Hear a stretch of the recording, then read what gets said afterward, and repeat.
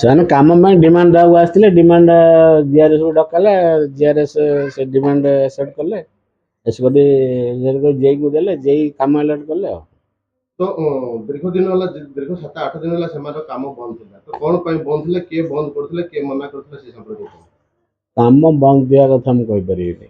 ସେମାନେ ଆଜି ଆସିଲେ ଡିମାଣ୍ଡ ଦେଲେ, ଆଜି ମୁଁ ଜାଣିଲି ଯେ କାମ ପାଇଁ ଆସିଛନ୍ତି ବୋଲି। ଆଜି ଜେଇକି ଡାଇରେକ୍ସନ ଦେଲି କାମ କରିବା ପାଇଁ। तो जहाँ प्रोविजन रही जीआरएस तो डिमांड ग्रहण करबा कथा तो जीआरएस सेठी पंचायत रे डिमांड ग्रहण न करके एटिकी आसला पर्यंत गला ए संपर्क कोन ସେମାନେ ପଞ୍ଚାୟତକୁ ଯାଇ ଦେଇନଥିବେ, କ'ଣ ହେଇଥିବ ସେଇଟା ମୁଁ କହିପାରିବି କି? ଜିଆର୍ଏସ୍ ତ ଜିଆର୍ଏସ୍ ଯଦି ପଞ୍ଚାୟତ ନଥିଲା ତାହେଲେ ଏଇଠି ଯଦି ଥିଲା ବୋଲେ ଏଇଠି ଆସିଥିବେ। ଆଉ तो वर्तमान कोन सेमान प्रतिश्रुति ବର୍ତ୍ତମାନ ଯେଉଁ ଡିମାଣ୍ଡ ଦେଲେ ତାଙ୍କୁ କାମ ଦିଆଯିବ। ଆଉ केबुटु काम करिवे सर ସେମାନେ ଯେଉଁ ଡିମାଣ୍ଡ କରିଛନ୍ତି ସେ ଅନୁସାରେ ଏଲର୍ଟ କରାହେବ କାମ।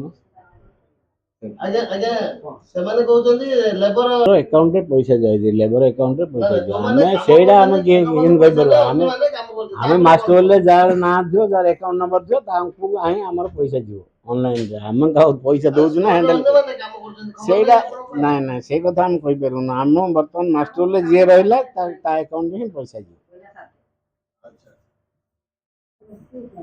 आपण जहां भी कहबे ना नहीं कहिबे सार तो कहले नहीं अपन कौन काई बंद है कौन है हे मु मोर से जो ये नहीं बंद कहीं है मैडम सुनो अपन जाने ना बंद है घटना तो कोन होई आपण कहबे ना सेटा सार कहले से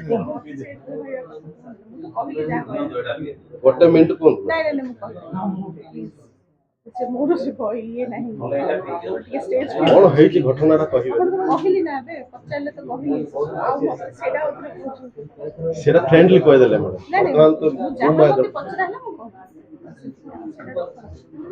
कोई दे ना कोई नहीं कौन